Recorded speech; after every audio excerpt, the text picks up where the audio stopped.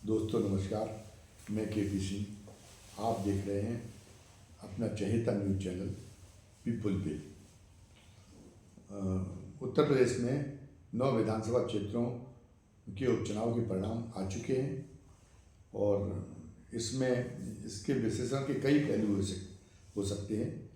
जो सांगोपांग विश्लेषण है वो तो हम इसके पूर्व की वीडियो में कर चुके हैं, लेकिन एक इसका एक दिलचस्प पहलू ये भी है कि इसमें बहुजन समाज पार्टी के भविष्य के बारे में क्या संकेत मिले।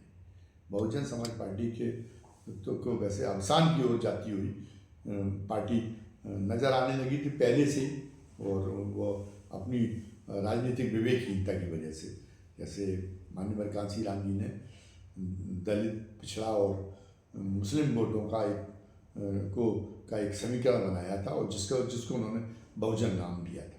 तो मायावती जी ने जब 2007 में अपने दम पर जब जो है पहली बार सरकार बनाने लायक अपने दम पे बहुमत हासिल किया, तो उनकी सरकार ये मान के बैठी थी कि उनके साथ में तो अब जो है वो जो ब्राह्मणों का दुराव है या अन्य सवर्णों का भी, उसमें राजपूत भी शामिल थे, वो दुराव अब समाप्त हो गया है और वो जो है वो ये जातियां ही समाज के जो एक तरह से मेंटल पावर हाउस का काम करती हैं। तो हम अब इनको जो है सहेजेंगे और इनको सहेजने के बदले उन्होंने ये काम किया था कि उन्होंने पिछड़े वर्ग को अपने से छटका दिया था। मुसलमानों के साथ में तो इसके पहले से उन्होंने दगाबाजी शुरू कर दी थी। जब गुजरात दंगों के बाद में जब वहाँ गुजरात विधानसभा के आम चुनाव हुए तो नरेंद्र मोदी ने उनसे याचना भी नहीं की थी कि आप हमारा प्रचार करने के लिए आए, लेकिन वो पहुंच गई थी प्रचार करने के लिए, पर इससे मुसलमानों के विश्वास को बहुत आघात पहुंचा था, उनके विश्वास को बड़ी ठेस लगी थी। लेकिन इसके बावजूद भी ये था कि वो उन्होंने हर जात का वोट लेने का एक तरीका उन्होंने सीख लिया था कि उस जात के प्रभावशाली लोगों को अच्छा खासा रुपया लेकर और उम्मीदवार बना दो। वो रुपया इसलिए देगा क्योंकि वो हम उसको दलित वोटों की गारंटी कर सकेंगे और वो जो है वो अपनी कौम में प्रभावशाली है ही, और जब वो चुनाव में उसकी मजबूत स्थिति दिखाई देगी तो वो उसकी कौम का वोट उसके साथ आ ही जाएगा, भले ही वो मुसलमान ही क्यों ना हो, भले ही उन्होंने गुजरात में कुछ भी क्यों ना हो, वो सारी उनकी जो ताड़ना है वो सबको भुला के उनको वोट देगा, झकमार कर वोट देगा। इस तरीके की उन्होंने बना रखी थी। इस तरह से उन्होंने भारतीय जनता पार्टी के साथ में 3 बार भारतीय जनता पार्टी की सहयोग से सरकार बनाई। उस समय भी मुसलमानों को बहुत बुरा लगा, लेकिन वो उनका यही जो उनकी सोच कामयाब रही, तो इसलिए उन्होंने मुसलमानों की जो है हिलते विश्वास को अपने प्रति हिलते विश्वास को कोई बहुत ज़्यादा उसको गंभीरता से नहीं लिया या उसकी कोई परवाह नहीं की। अब 2019 के लोकसभा चुनाव में एक फिर सपा और बसपा गठबंधन ने फिर एक बार गठबंधन बना के चुनाव लड़ा। तो चुनाव में ये रहा तो सपा तो घाटे में रही, उससे तो केवल 5 सीटें मिली और मायावती जी को 10 सीटें मिल गई। लेकिन इसके लिए ये गठबंधन आगे भी चले ये मानने की बजाय उन्होंने कहा कि समाजवादी पार्टी की वजह से तो हमको घाटा हो गया, हमें तो और भी ज़्यादा सीटें मिल जाती, हमारे वोट तो समाजवादी पार्टी को ट्रांसफ़र हो गए इस गठबंधन में, लेकिन समाजवादी पार्टी के लोगों के वोट हमें नहीं हुए, इसलिए हम समाजवादी पार्टी से गठबंधन तोड़ रहे हैं और भविष्य में कभी गठबंधन नहीं करेंगे। तो कारण ही उन्होंने इतनी हद से आगे जाकर समाजवादी पार्टी को कोस डाला और ये जो नेचुरल गठबंधन था इसकी गुंजाइश ही खत्म कर दी। इससे पिछड़ों का एक बड़ा वोटर जिसकी छटकने की प्रक्रिया 2007 से 2020 के सरकार के कार्यकाल में शुरू हो गई थी, जिसमें उन्होंने कई पिछड़ा विरोधी निर्णय लिए थे, उस प्रक्रिया को और ज़्यादा गति मायावती जी की इस रवैये से मिली। अब रह गए थे मुसलमान, तो मुसलमान सब देख चुके थे उनको, वो मौके की तलाश में थे।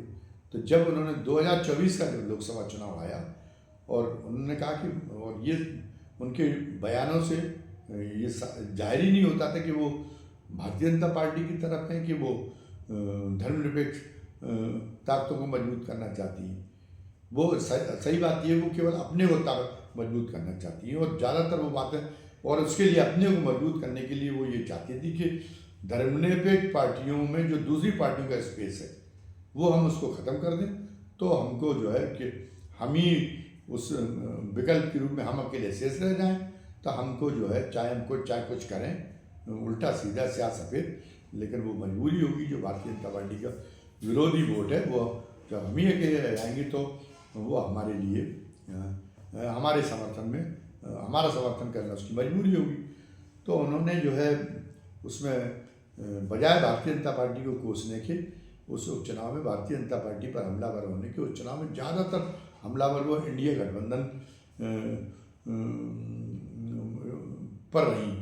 तो मुसलमानों के बीच में ये मैसेज दिया कि अगर हमने जो है मायावती को समर्थन दिया तो अब तो भारतीय जनता पार्टी के ही हाथ मजबूत होंगे, जब वो इस भारतीय जनता पार्टी के प्रति कोई ऐसी सोच नहीं रखती जिस तरीके की दो टूक सोच वो की अपेक्षा वो करते। तो अगर हम चल गए तो वोटों का बंटवारा हो जाएगा। अगर हमने जरा भी ढुलमुलपन पहले के चुनावों की तरह दिखाया और हमने हमारे एक बार मायावती जी के साथ चला गया, उन्होंने कहा बेहतर ये होगा कि अब जो है भारतीय जनता पार्टी को शिकस्त देने के लिए एक ही विकल्प पर विश्वास किया जाए और वो उसकी लड़ाई जो है उस विकल्प के रूप में जो है उनको केवल इंडिया गठबंधन नजर आया, जो खुल के जो भारतीय जनता पार्टी के प्रति खुलकर बोल रहा था, खुलकर मुहिम चला रहा था। तो पूरा मुसलमान वोट जो उन्होंने मुस्लिम कैंडिडेट जहाँ खड़े किए थे वहाँ पर भी लगभग पूरा मुसलमान वोट इंडिया गठबंधन को मिला। तो मायावती जी से बौखला, कोई एक विवेकशील नेता होता तो बजाय बौखलाने के उसे पता था कि हमारी जीत का समीकरण किसी भी चुनाव में तब बन सकता है बहुजन समाज पार्टी जैसी पार्टी में जब मुसलमान हमारे पाले में हैं। तो अगर मुसलमान इस बार छिटक गए हैं, हमारे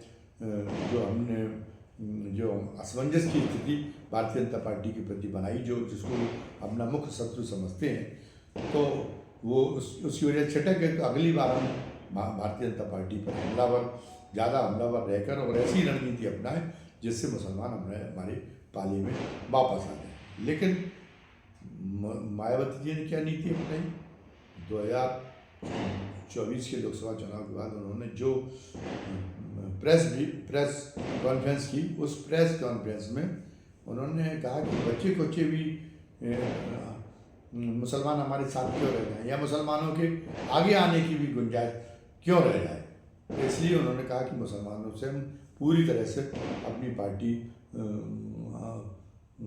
के हाथ साफ कर लेंगे। उसके नाते उन्होंने पूरी अपनी हार का जो ठीकरा था, जो एक भी सीट उनको लोकसभा चुनाव में नहीं मिली थी, मुसलमानों की मट्टे मार दिया और उन्होंने कहा मुसलमानों के बारे में तो आगे से हमें सोचना पड़ेगा। हमने इतने टिकट दिए थे फिर भी हमें मुसलमानों ने वोट नहीं दिया और अब हम मुसलमानों पर भरोसा नहीं करें। तो उन्होंने मुसलमानों नया वोट बैंक तो अपने साथ जोड़ नहीं पाया, लेकिन मुसलमानों का वोट बैंक उन्होंने गंवा दिया। इसके बावजूद भी वो मुखालते में रही कि उन्हें आगे चलकर कामयाबी मिल सकती है, जैसा कि वो पहले भी उनका रवैया तो पहले भी कोई बड़ा सैद्धांतिक दृष्टिकोण से उनके रवैये के बारे में अगर बात की जाए तो पता ये चलता था कि उनकी कोई राजनीतिक समझ नहीं है, उनका कोई राजनीतिक कोई सिद्धांत नहीं है। और वो केवल एक जो 2007 से 12 के बीच के 5 वर्षों में जो उन्होंने अपने दम के बहुमत की सरकार चलाई है, तो उस पर वो उस सरकार के प्रदर्शन को लेकर वो आत्ममुक्त थी। और आत्ममुक्त भी क्या, हम जैसे लोग भी सहमत हैं कि वो उनकी सरकार कुल मिला के ठीक एक अच्छी सरकार थी और बल्कि तुलनात्मक रूप से कई मामलों में अखिलेश से तो बेहतर थी और अखिलेश से ज़्यादा तो निष्पक्ष सरकार वो रही थी। शासन के उसूलों के मामले में वो योगी की सरकार से भी कई मामलों में बहुत बेहतर थी, क्योंकि उसमें जो है कोई कानून व्यवस्था के क्षेत्र में कोई कार्रवाई करने में कोई किसी किस्म का पक्षपात नहीं था। वो दो तरह की राय नहीं रखती थी। जो भी उदंड तत्व थे वो किसी जाति धर्म के हों उनको बख्शती नहीं है, ये उन्होंने अपने बारे में धारणा बना रखी थी। और जो लोगों की बुनियादी समस्याओं से जुड़े मुद्दे थे उस पर वो अपनी शासन को केंद्रित रखती थी। वो मुख्यमंत्री के रूप में जहाँ पर भी दौरा करने जाती थी वहाँ पार्टी के लोगों को हिदायत कर देती थी कि वो चाहे जिलाध्यक्ष भी क्यों ना हो, सांसद विधायक भी क्यों ना हो, वो उनके आसपास न फटके, क्योंकि सरकार अलग है और पार्टी अलग है। तो इस नाते उन्होंने एक आदर्श सरकार चलाई और उनको गुमान ये था कि उन्होंने इतनी बेहतर सरकार चलाई है तो जो सवर्ण वोटर है जिसको जिस मनुवाद को कोसकर उन्होंने काशीराम जी के साथ में उन्होंने इस पार्टी को मजबूती से खड़ा कर पाया है। आज वो जो है उनके मुताबिक उनके जो मनुवादी लोग हैं वो आज जो है वो आज उनकी शासन कौशल को देख के उन पर उनकी जो है कार्यशैली पर रीझ गए हैं और वो उनको जो है आगे भी उनको एक बेहतर मुख्यमंत्री के रूप में उनको जो है वो देंगे, आगे भी समर्थन देते रहेंगे। और इसलिए उन्हें कई बार अपनी दम पर सरकार बनाने का मौका मिलता है। लेकिन हुआ क्या, तथाकथित मनुवादियों ने जिन्होंने 2007 में पिछली मुलायम सिंह सरकार को या समाजवादी पार्टी को गुंडा बताकर और उसके विकल्प में बहुजन समाज पार्टी को चुना था कि नहीं ये गुंडा पार्टी नहीं है। उन्होंने 2012 के चुनाव में क्या काम किया कि उन्होंने उन्हीं के मुताबिक, मैं नहीं कह रहा हूँ, उन्हीं के मुताबिक जो गुंडा पार्टी थी उसके गले में फिर जीत का हार पहना दिया। ऐसा क्यों हुआ? क्योंकि उन्हें तो अपनी वर्ण व्यवस्थावादी सोच के कारण दोनों ही से ही छुटकारा प्राप्त करना था। उन्हें मायावती से भी छुटकारा प्राप्त करना था, उन्हें समाजवादी पार्टी से भी छुटकारा प्राप्त करना था। तो कोई गुंडा पार्टी है या नहीं है या कोई बेहतर पार्टी, इस आधार पे तो वो उन्होंने वोटिंग की ही नहीं। उन्होंने तो इस आधार पे वोटिंग की थी किसी को, जब तक कि हमारी स्थिति मजबूत नहीं हो जाती, हमारी सोच वाली पार्टी की स्थिति मजबूत नहीं हो जाती, कांग्रेस या भारतीय जनता पार्टी की स्थिति मजबूत नहीं हो जाती, तब तक हम जो है इनके बीच में और एक झूला झुलाते रहेंगे कि ना समाजवादी पार्टी को मजबूती से शासन में पैर जमाने देंगे, ना बहुजन समाज पार्टी को पैर जमाने देंगे। तो वो समाजवादी पार्टी को उखाड़ कर बहुजन समाज पार्टी को लाए और फिर बहुजन समाज पार्टी को उखाड़ कर उन्होंने फिर इसी धारणा के तहत कि इन दोनों में से किसी पार्टी के पैर सरकार में मजबूती से ना जम पाए और फिर वो समाजवादी पार्टी को लेकर आई। और तो मायावती को उसी समय सोचना चाहिए था कि इनका दृष्टिकोण क्या है। और मायावती को मुझे याद है कि 2004 के लोकसभा चुनाव के समय करण थापर एक इंटरव्यू दे रहे थे उस समय कि नंबर 2 भारतीय जनता पार्टी के नेता और देश के गृह मंत्री लाल कृष्ण आडवाणी से। तो लाल कृष्ण आडवाणी से उन्होंने एक सवाल किया, उन्होंने कहा कि आपको लोग क्यों समर्थन करेंगे? तो लाल कृष्ण आडवाणी ने कई अपनी सरकार की अच्छे फैसले बताए। उन्होंने कहा कि आपका जो मूल एजेंडा है उनको तो सहयोगी दलों के दबाव की वजह से वो तो आपको स्थगित करना पड़ा है। तो अब आप जिन बातों को बता रहे हैं तो वो तो किसी जिले में कलेक्टर बहुत अच्छा आ जाता है तो वो भी पानी समय से पहुंचने लगता है, वो भी पता चला अराजक तत्वों को नियंत्रित करने लगता है। तो उन्होंने कहा एक ब्यूरोक्रेटिक एक्सरसाइज की बातें हैं जितनी आप बता रहे जो शासन की उपलब्धियाँ बताते, लेकिन तो ब्यूरोक्रेटिक एक्सरसाइज में और पॉलिटिकल बदलाव में तो अंतर होता है, पॉलिटिकल पार्टी में तो अंतर होता है। पॉलिटिकल पार्टी तो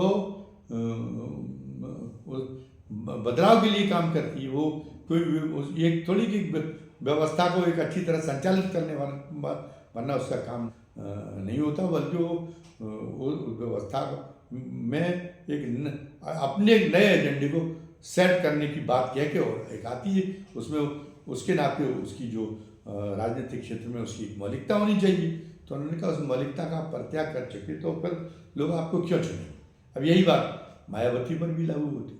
मायावती ने कि बहुजन समाज पार्टी की मौलिकता किस में थी कि वो मौलिकता इसमें थी कि वो एक ऐसे जातिहीन समाज को एक रचे जो वर्ण व्यवस्था की सोच के कारण जो एक बहुतायत आबादी है भारतीय समाज की, वो बहुतायत आबादी अधिकारों से वंचित रही है। तो हम इसलिए हम उस व्यवस्था को बेमानी कर दें, उस व्यवस्था को समाप्त कर दें। जब हमारा मौका मिले हस्तक्षेप, हमेशा हस्तक्षेप करें। तो बहुजन समाज पार्टी को जब मौका मिला 2007 में, तो उन्होंने तो उसको समाप्त करने का तो कोई प्रयास किया नहीं, बल्कि उन्होंने तो उसी तथाकथित मनुवादी ताकतों के साथ में हाथ मिला लिया और उनको खुश करने के लिए तो उन्होंने जो उससे पीड़ित जो पिछड़ी जातियाँ भी जो उस वर्ण व्यवस्था के कारण पीड़ित रही थी, वो उनको भी शिक्षा में और पद में और व्यवस्था की भागीदारी में वंचित रहना पड़ा था। तो उन्होंने उन जातियों को छिटका दिया ताकि वो जो उनके लिए जिम्मेदार जाति हैं वो उनसे खुश रहें। तो उनकी मौलिकता तो समाप्त हुई, उनकी मौलिकता तो इसी बात में थी। और आर्थिक क्षेत्र में भी ये था कि दलितों की स्थिति इसलिए खराब है क्योंकि उनको जमीन पर और संपत्ति पर अधिकार रहने दिए। तो ये था कि उन्होंने बाबा साहब अम्बेडकर भी कहते थे और उनका भी ये था कि सीलिंग को और प्रभावी तरीके से वो लागू कराएंगी वो उत्तर प्रदेश में। और उसमें जो है और उसमें जो जिन लोगों के पास में ज़रूरत से ज़्यादा ज़मीन है उनसे ज़मीन लेकर उनकी सरकार और उसको भूमिहीन अनुसूचित जाति के लोगों में बांटेगी। लेकिन उन्होंने तो जब इस तरह की चर्चा फैली और उनको लगा कि वो जो बड़ी जातियां हैं पिछड़े वर्ग की, जो किसान जातियां हैं, वो इससे उनके अंदर असंतोष फैल रहा है, उनके अंदर बेचैनी पैदा हो रही। तो उन्होंने आश्वासन दे दिया कि नहीं, हम कोई सीलिंग के बारे में कोई परिवर्तन नहीं करेंगे, कोई ऐसा कदम नहीं उठाएंगे। तो वो तो यथास्थिति बात की बहुत पोषक बन गई। तो जब वो यथास्थिति बात की पोषक बन गई थी 2007 और 17 में, 2007 से 12 तक के अपने कार्यकाल में उन्होंने यथास्थिति बात का भीषण पोषण किया। तो उनकी मौलिकता तो समाप्त हो ही गई थी। और जब मौलिकता समाप्त होगा, आपके दुकान में कोई अच्छा सामान है नहीं, कोई विशिष्ट सामान है नहीं, और जो सामान है आपका वो उनकी खुरचन वाला सामान है, जो बड़े बड़े शोरूम जिनके खुले हुए हैं, यानी कांग्रेस जैसी और भारतीय जनता पार्टी जैसी जो यथास्थिति वाली पार्टियां हैं, उनकी खुरचन का सामान है। आपने तो लोग तो अच्छा ग्राहक आप तक क्यों पहुँचेगा। तो इसीलिए उनका पतन शुरू हो गया। और इस पतन के बावजूद भी वो संभली नहीं।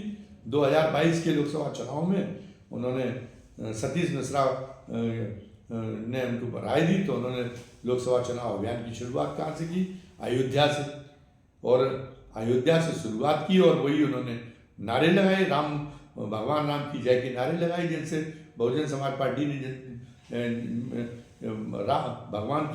भगवान राम की जय के नारों का विरोध करके ही वो आगे बढ़ी थी। उदी भगवान राम की नारा कराया। तो ऐसा तो मतलब शीर्षासन किसी पार्टी को करते देखा ही नहीं गया था। तो अब जब उनकी कोई मौलिकता नहीं बची तो सारे वर्गों में उनका एक आकर्षण समाप्त हो गया।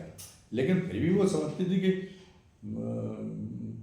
जैसे वो जो है मेरा नाम ही केवलम है, मेरा चेहरा, मेरा नाम, मेरी व्यक्तिगत हैसियत स्थिति अच्छी है कि मुझे किसी सिद्धांत की, किसी प्रतिबद्धता की गरज नहीं है कि मैं उसका सहारा लूँ। ऐसी सिद्धांतों प्रतिबद्धता की वैसाखियों की मुझे कोई ज़रूरत नहीं। या तो ईश्वर नाम केवलम जैसे होता, वैसे ही उन्होंने कहा कि मायावती नाम केवलम, केवल मेरे नाम के आधार पर, मेरी क्षमता, मेरे चेहरे के आधार पर और मेरे दबदबे के आधार पर ही मेरी पार्टी चलेगी और बहुत अच्छी तरह चलेगी और सबको पीछे छोड़ देगी। इस मुगालते में वो जब उन्होंने ये चुनाव 2024 के लोकसभा चुनाव में वो इस मुगालते में जब रही हैं और उसमें दूसरी गलती उन्होंने ये कही कि फिर उन्होंने भारतीय जनता पार्टी पर हमलावर होने की बजाय सरकार में थी वो कांग्रेस पर और समाजवादी पार्टी पर ज़्यादा हमलावर रही,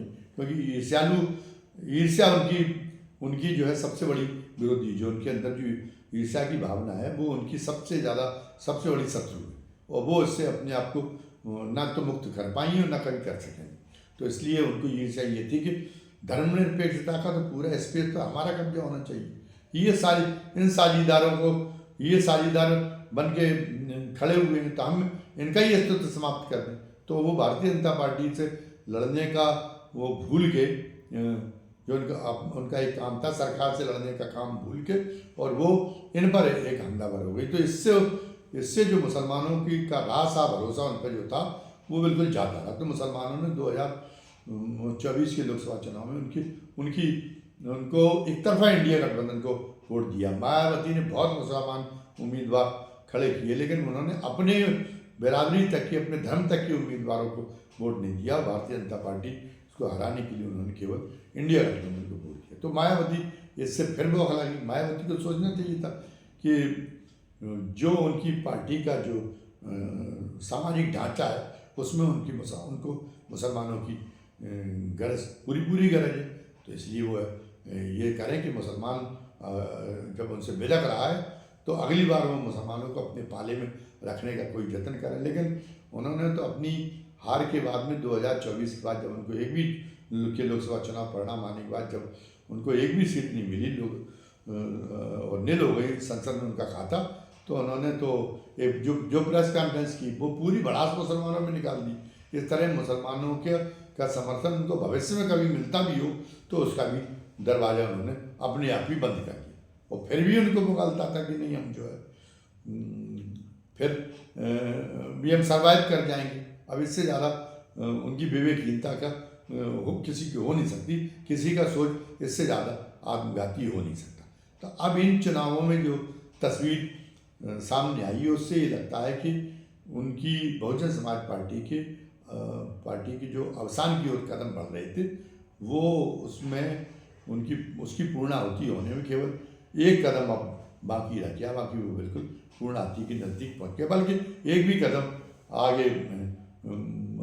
कदम बाकी नहीं रह गया। और अब उनकी पार्टी की पूर्णाहुति होने वाली है, उनका अंतिम रूप से अवसान होने वाला ही है, ये नज़र आया। 9 विधानसभा क्षेत्र में उपचुनाव हुआ, किसी में उनको जो है वो नहीं मिल पाई, किसी में भी कामयाबी नहीं मिल पाई। चलिए ये तो ठीक थी, लेकिन करहल, कुदरकी, मीरापुर और सीसामऊ, यहाँ पर तो उनकी उम्मीदवारों की जमानत भी जब्त हो गई। और सर्वश्रेष्ठ प्रदर्शन उनका कटहरी में रहा, जहाँ उन्होंने अमित बर्मा को उम्मीदवार बनाया था, जिन्होंने 41,647 मत प्राप्त किए।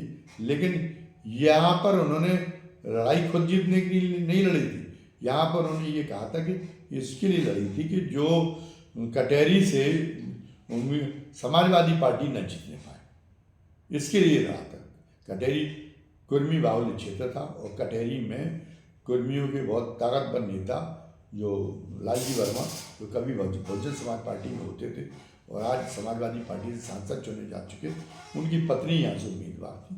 तो इसलिए उन्होंने एक कुर्मी को खड़ा कर दिया, कुर्मी की बदौलत। और अमित वर्मा ये इतने 41,000 वोट जिसका अखिलेश ने भरोसा कर रखा था कि लोकसभा चुनाव की तरह उन्हें मुस्लिम और अन्य जातियों के साथ में, और हमको जो है जो अन्य पिछड़ा जातियाँ हैं और उनके साथ में हमको जो है अन्य पिछड़े जातियों में कुर्मियों का भी पूरा समर्थन मिलेगा। और दलितों का जिसको पता है कि बहुजन समाज पार्टी मुकाबले में है नहीं, और सबसे ज़्यादा 95,000 वोट भी इस निर्वाचन क्षेत्र में दलितों के हैं, तो वो भी उनका भी मैक्सिमम पोर्शन हम ही को मिल जाएगा। इस तरह से हमारा जीत का आंकड़ा पूरा हो जाएगा। तो उसमें 41,000 जो वोट मिल गए, तो भले ही अमित वर्मा जीत ना पाए हो, लेकिन मायावती का मंसूबा पूरा हो गया। उन्होंने समाजवादी पार्टी को और समाजवादी पार्टी का भी मान-मर्दन कर दिया, और उनकी पार्टी छोड़ के गए लालजी वर्मा का भी। मतलब कुर्मियों में जो ज़्यादा बड़े कद का नेता था उसका मान-मर्दन उन्होंने कर दिया और अब इस अमित वर्मा को अपना मोहरा बनाकर शिखंडी बना के उन्होंने, या शिखंडी को भद्दा शब्द लगता है, लेकिन तो अमित वर्मा को मोहरा बना के उन्होंने एक बड़े कुर्मी नेता का, भी कद्दावर कुर्मी नेता का मानवर्धन करने का सुख प्राप्त कर लिया। और कुर्मी इस बात को समझ नहीं पाए और उन्हें 95,000 दलित हैं, तो ये लगता कि दलितों का, कुर्मियों में ज़्यादा सन्वारी अमित वर्मा ने कर दी। दलितों का समर्थन मायावती का होते हुए भी, मायावती का हाथ उन पर अमित वर्मा को होते हुए बहुत ज़्यादा नहीं मिल पाया, वरना वो केवल 41,000 वोट तक सीमित नहीं रह पाए। लेकिन मायावती को तो का तो उद्देश्य पूरा हो ही गया। उनको अपने उम्मीदवार की जिताने की चिंता नहीं थी, उनको इस बात की चिंता थी कि वो जो है वो तो इस बात को, उनका तो मंसूबा इस बात का था कि समाजवादी पार्टी न जीत पाए, भले ही भारतीय जनता पार्टी जीत जाए। अन्य जगह भी वो यही काम कर रही थी, तो समाजवादी पार्टी को ये सीट गंवानी पड़ गई। ये उनका एक, इसमें उनको तसल्ली हुई होगी। लेकिन इस तसल्ली से ज़्यादा उनका जो है, जो उनको आघात पहुंचा होगा, वो इस बात से पहुंचा होगा कि मीरापुर और कुंदरकी में वो जो है चंद्रशेखर आज़ाद की पार्टी से और ओवैसी की पार्टी के मुकाबले में उनके उम्मीदवार पिछड़ गए। इस बात से उनको ज़्यादा आघात पहुंचा होगा। जो चंद्रशेखर आज़ाद ने, वो तो मायावती जी को इस बात का भी एहसास नहीं कि अब उनकी उम्र 70 के करीब हो चली है और अब जो है एक नई पीढ़ी तैयार होना, दलितों की दलित नेतृत्व की नई पीढ़ी तैयार होना वक्त का तकाजा है। लेकिन अभी भी वो इनको पता नहीं कि जो आदमी, जो इंसान आया इस धरती पर, उसको एक बार जाना होगा। तो अगर वो मिशनरी होती तो वो सोचती कि उनका मिशन सुरक्षित रहे, इसकी परवाह करती, तो फिर या तो वो खुद सशक्त कोई कम उम्र का नेता पैदा कर देती, या चंद्रशेखर आज़ाद आगे बढ़ रहे हैं जिस तरीके से, तो वो चंद्रशेखर आज़ाद को के प्रति उनके मन में सॉफ्ट कॉर्नर होना चाहिए था, अपने चंद्रशेखर आज़ाद को अपने साथ में लेके और उनका उत्तराधिकारी बनने की कोशिश होनी चाहिए। लेकिन उनका तो ये है कि चंद्रशेखर आज़ाद का वजूद किसी कीमत पे जो न पनप पाए, और उनकी अनिच्छा के बावजूद, उनकी अनिच्छा होते हुए भी चंद्रशेखर आज़ाद ने पहले तो लोकसभा चुनाव में नगीना में भारी कामयाबी हासिल कर ली थी, और अब वो फिर उन्होंने जो है एक सीट पर बहुजन समाज पार्टी को पीछे छोड़ने का काम कर दिया। तो तिलमिला के रह गई चंद्रशेखर आज़ाद को मिल रही सफलता से, वो तिलमिला कर रह गई और पूरी तरह से उन पर जो है बौखला कर उन्होंने चंद्रशेखर आज़ाद के लिए दलित समाज को भड़काने में इस चुनाव के बाद जो प्रेस कॉन्फ्रेंस की, उसमें अपना पूरा जोर लगा दिया। उन्होंने कहा वो अब उपचुनाव तो लड़ेंगे नहीं, क्योंकि उपचुनाव में जो गरीब का वोट है, उस गरीब के वोट की, चाहे वो बैलेट बॉक्स से हो और चाहे मतलब वो उससे हो, ईवीएम मशीन से हो, उसकी जो है उसके वोट पे डकैती पड़ जाती है और वो असहाय हो जाता है गरीब वोटर। हमारा वोटर तो गरीब वोटर, अब उनका वोटर गरीब कहाँ से है, जब वो सवर्णों को सबसे ज़्यादा उन्होंने टिकट देने का काम किया, तो उनका वोटर काहे का गरीब, सवर्णों के हितों के लिए जब आप कर रही तो आपका वोटर गरीब क्यों रह गया। लेकिन फिलहाल वो चंद्रशेखर आज़ाद पर हमलावर हुई और उन्होंने फिर ये उपचुनाव की घोषणा करते हुए कहा कि आम चुनाव में हम लड़ेंगे, और आम चुनाव में उन्होंने ये सावधान करने की कोशिश की है कि वो दलितों को और अन्य लोगों को इस बात के लिए सावधान करने की फिर से कोशिश की कि बाबा साहब अम्बेडकर के मिशन को पूरा करने के लिए वो इन लोगों से सावधान रहें, इन छद्मवेशियों, इनको छद्मवेशी करने की कोशिश की और ये साबित करने की कोशिश की कि चंद्रशेखर आज़ाद और बहुजन और कांग्रेस और समाजवादी पार्टी और भारतीय जनता पार्टी, ये सब आपस में मिले हुए हैं बहुजन समाज पार्टी को गिराने की। तो बहुजन समाज पार्टी पिद्दी पार्टी होकर रह गई। उसके लिए ये पार्टियां क्यों अपने अस्तित्व की कीमत पे और उससे लड़ने की सोचेंगे, इतनी मूर्ख तो वो पार्टियां नहीं। समाजवादी पार्टी को लगता है कि उत्तर प्रदेश में हमारा झंडा सबसे ज़्यादा बुलंद होना चाहिए, तो वो क्यों भारतीय जनता पार्टी के से हाथ मिलाएगी। कांग्रेस ने तो भारतीय जनता पार्टी से कभी हाथ मिला ही नहीं। और चंद्रशेखर आज़ाद ने तो वो जो मुसलमानों को उन्होंने छुटका लिया था, तो उन्होंने तो एक बार कई बार कोशिशें हुई और कई बार इसमें हाजी मस्तान के समय से मैं देखता आ रहा हूँ कि दलित मुस्लिम समीकरण बनाने की कोशिश हुई और चंद्रशेखर आज़ाद उसी के तहत काम कर रहे हैं। बहुजन समाज पार्टी के मायावती जी के न रह जाने के बाद भगवान करे कि उनकी आयु कई शतकों की हो, लेकिन सीमित आयु होती है, तो उस आधार पर मैं कहता हूँ कि उसके बाद में वो शतक पूरा करें जीवन का। लेकिन जैसे जैसे उम्र बढ़ेगी वो अशक्त होती जाएंगी, तो वो उनके जो बहुजन मिशन है उसकी कमान अपने हाथों में थामने के लिए वो जो है वो उन्होंने चंद्रशेखर आज़ाद जानते हैं कि उनको वो मुसलमानों के साथ समीकरण बनाना पड़ेगा, तो वो दलित मुस्लिम समीकरण के तहत काम कर रहे हैं नगीना में। इसी के नाते उनको कामयाबी मिली है और यहाँ पर भी उनको उनकी वो ज़्यादातर सीटों पे जो है वो तीसरे चौथे नंबर पे आ गए हैं। तो उनका दिखाई देने लगा है कि वो अब दलित पार्टी के रूप में उनकी पार्टी ही बहुजन समाज पार्टी की जगह लेगी। और मायावती जी पर कोई भी भरोसा नहीं करेगा। सवर्ण वोट तो इसलिए भरोसा नहीं करेंगे क्योंकि उनके तो उसमें नहीं है, किताब में ये चीज़ लिखी हुई नहीं कि हम किसी दलित के नेतृत्व को ढोएं। वक्ती तौर पे तो ये हो सकता है, लेकिन वो ये होता है कि दलित तो स्थायी तौर पे दलित या पिछड़ों को शूद्रों को अपना नेता मान लें, वो देश के और समाज के लिए भी कितना भी हितकर क्यों ना हो, लेकिन ये तो उन्होंने सीखा नहीं, उनकी सोच में कभी है नहीं, सोच के दायरे में है नहीं, तो इसलिए वो तो उनके साथ में उसके रहने का सवाल ही नहीं है कि वो